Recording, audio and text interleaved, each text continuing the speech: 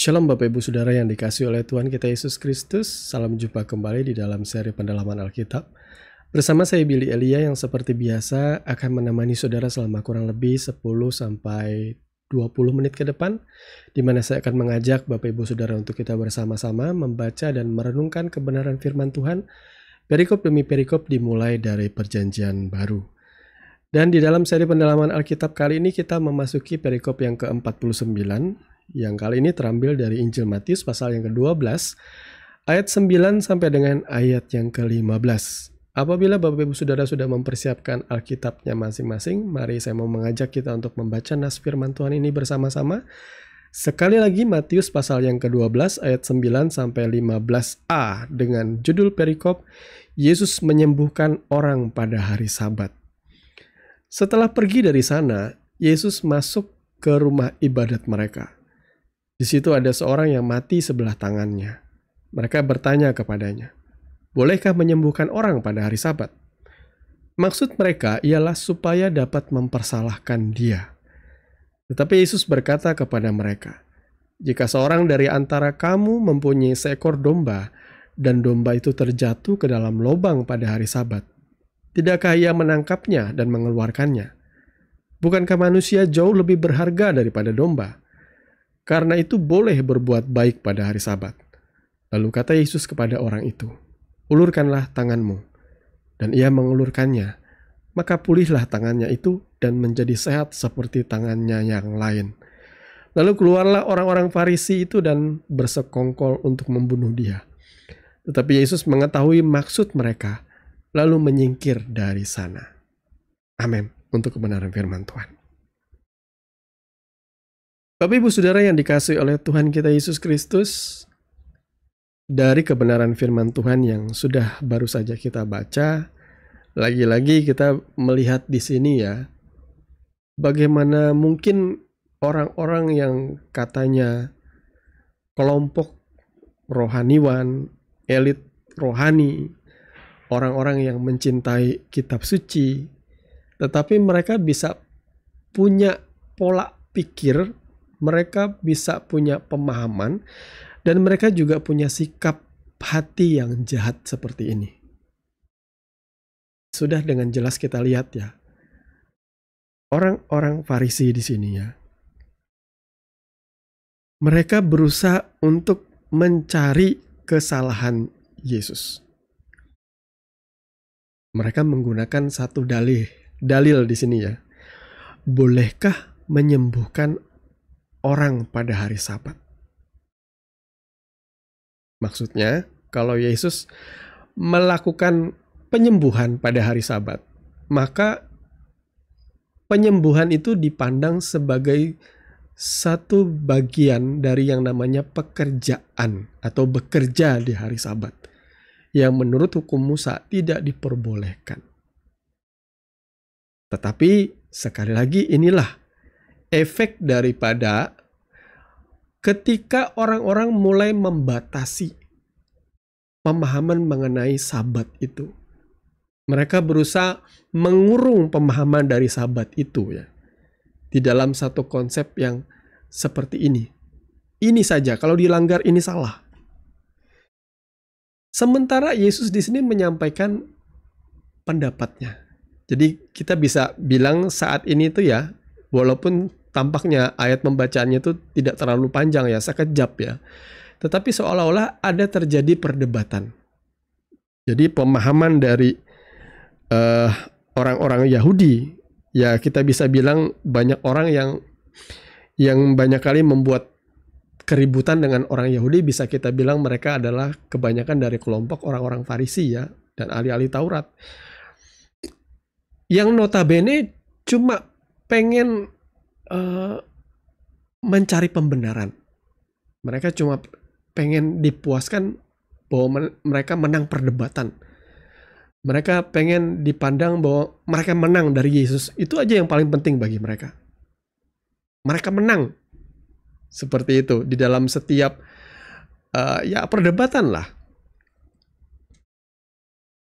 Jadi mereka memancing Yesus dengan sebuah dalil.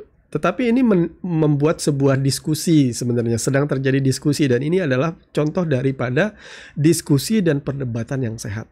Dan kita juga harus melihat bagaimana Yesus memberikan jawaban itu luar biasa ya. Di sini kita bisa kelihatan mana orang yang memberi jawaban memang semata-mata atas dasar kasih, mana orang yang mencari masalah karena atas dasar kebencian. Karena kalau saudara membaca kesimpulannya kemudian di akhir ayat itu ya, di 2 ayat terakhir itu disebutkan mereka bersekongkol untuk membunuh dia. Ketika mereka kalah dalam soal dalil, di dalam soal diskusi, di dalam perdebatan, di dalam pemahaman, ternyata kerinduan hati mereka tuh bukan untuk mencari kebenaran. Tapi ketika mereka kalah di dalam pemahaman itu, dan mereka mengakui bahwa mereka juga salah ya, mereka mencari-cari cara dan bersekongkol untuk membunuh Yesus. Ya, kira-kira benar nggak sikap hati mereka, saudaraku ya? Bisa kita bilang hati mereka tidak lagi dikuasai oleh Roh Kudus, tetapi hati mereka dikuasai oleh roh jahat. Karena hanya roh jahat saja yang bisa membuat mereka membenci dan menginisiasi mereka untuk merencanakan pembunuhan. Bukankah pembunuhan berencana itu adalah kasus pembunuhan yang dianggap levelnya itu adalah level kelas 1. Pembunuhan berencana itu biasanya hukumannya bisa sampai hukuman mati, saudaraku ya. Karena ia rencanakan. Di sini ada orang-orang yang notabene cinta firman Tuhan, mereka meneliti kitab suci, mereka belajar firman Tuhan, dan saya tidak meragukan bahwa mereka khatam akan kitab suci perjanjian lama, Tanakh Ibrani. Tapi sikap hatinya begitu membenci dan ingin membunuh Yesus. Saya berharap saudara jangan seperti itu. Nah, apa dalil Yesus yang disampaikan di sini? Ketika terjadi perdebatan, ini seperti ada sebuah konsep yang disampaikan mengenai hari Sabat ya. Orang-orang Farisi, ahli-ahli Taurat mengungkapkan seperti ini loh hari Sabat. Kalau engkau menyembuhkan orang di hari Sabat, engkau bersalah menurut hukum Musa. Tetapi sekali lagi, Yesus punya sudut pandang yang indah. Kalau saudara bersama dengan Yesus ya, saudara berjalan bersama dengan Roh Kudus, saudara pasti akan bisa memberikan jawaban yang seindah ini, semantap ini, semeyakinkan ini, yang tidak terbantahkan, yang masuk dalam logika orang. Ya, kalau engkau memiliki domba, kata Yesus, dan dombamu terperosok ke dalam lubang, sekalipun itu pada hari Sabat, bukankah engkau akan mengeluarkan domba itu? Dan di sini ada yang lebih daripada domba. Di sini ada manusia yang menderita karena tangannya mati sebelahnya, mungkin kena stroke ya, kena stroke sebagian tubuhnya gitu ya. Dan Yesus rindu menyembuhkan orang ini. Ada yang salah tidak? Kenapa orang terkungkung di dalam konsep hari Sabat yang seperti ini? Nah, mari saudara juga, yang paling utama Rasul Paulus berkata, sekalipun aku memiliki seluruh pengetahuan, tetapi kalau aku tidak memiliki kasih, maka semuanya sia-sia belaka. Beberapa waktu terakhir ini banyak terjadi perdebatan. Dan saya berharap supaya perdebatan itu jangan sampai menajam menjadi kebencian, dan kebencian itu membuat kita antara satu jemaat dengan jemaat lain itu saling menghujat, saling menista, saling membidat-bidatkan. Mari jangan. Selidikilah hati saudara. Apakah di dalam hati saudara masih punya belas kasihan? Karena sekalipun saudara memiliki pengetahuan yang benar dan mungkin lebih baik, lebih lengkap daripada yang lain, tetapi jangan sampai saudara kehilangan belas kasihan. Ya, seperti orang Farisi ini. Saya berdoa supaya saudara dicelikan mata saudara. Di sini kita melihat bahwa juga hukum Tuhan itu bersifat progresif ya. Makanya kenapa dulunya kitab Taurat itu mengingatkan bangsa Israel supaya jangan melakukan ini, jangan melakukan itu. Bahkan sampai perintilan yang paling detail ya. Jangan makan sesuatu yang haram. Lalu dijelaskan sesuatu yang haram itu seperti apa. Hewan apa saja yang tidak boleh dimakan. Ini itu. Kok perintilan sekali? Karena Tuhan mengikatkan perjanjian perjanjiannya kepada bangsa yang baru saja keluar dari tanah Mesir, yang tidak tahu membedakan mana yang benar, mana yang salah. Karena mereka hidup di tengah-tengah bangsa kafir yang menyembah berhala, dewa matahari, dan sebagainya. Mereka terbiasa dengan cara seperti itu, peribadatan seperti itu. Dan untuk bisa membuat mereka menjadi umat Tuhan yang kudus, mereka harus diberikan hukum yang detail.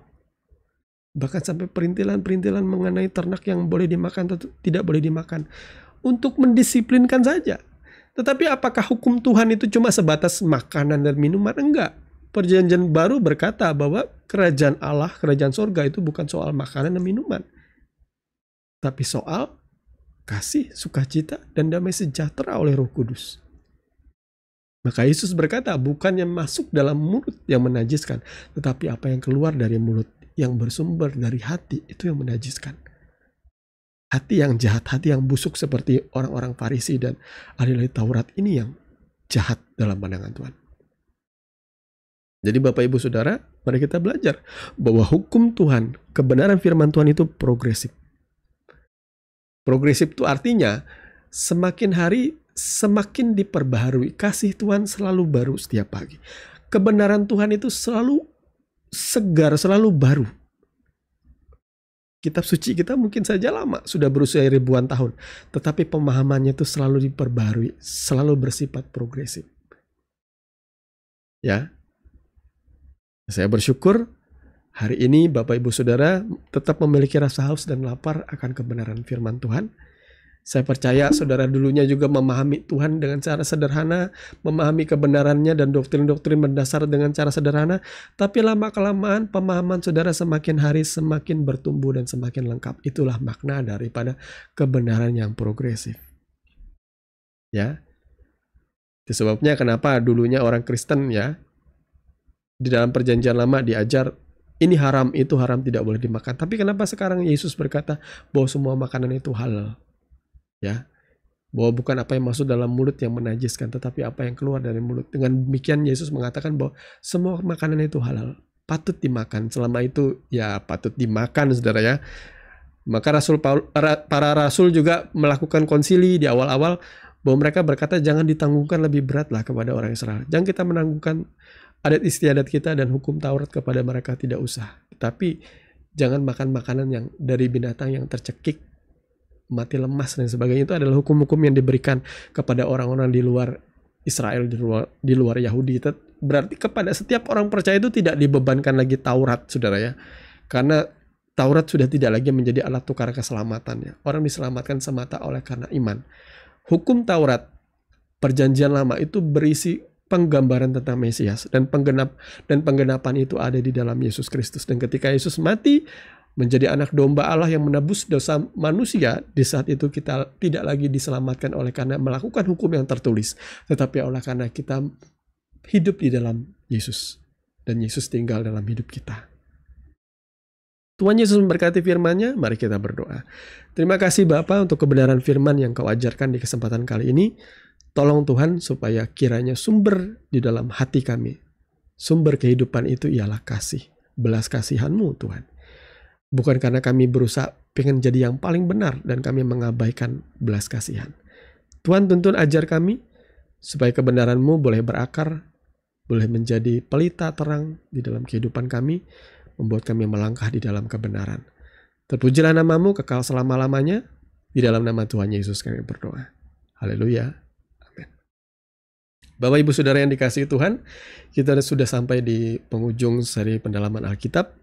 Di episode yang ke-49, perikop 49 kali ini, kami selalu berharap saudara tetap memiliki rasa haus dan lapar akan kebenaran dan terus bertumbuh di dalam pengenalan yang benar akan Tuhan kita, Yesus Kristus.